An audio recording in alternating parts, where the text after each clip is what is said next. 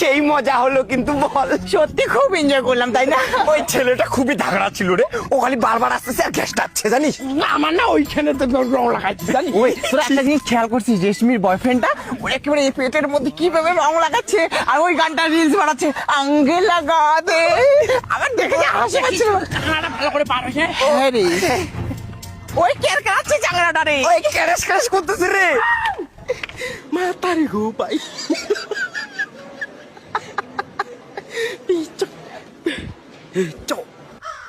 ও এইভাবে কি শুকনা শুকনা বসন্ত উৎসব ভাল লাগে বল? একটু যদি ড্রিঙ্কিং করতাম আর একটু এনজয় হতো।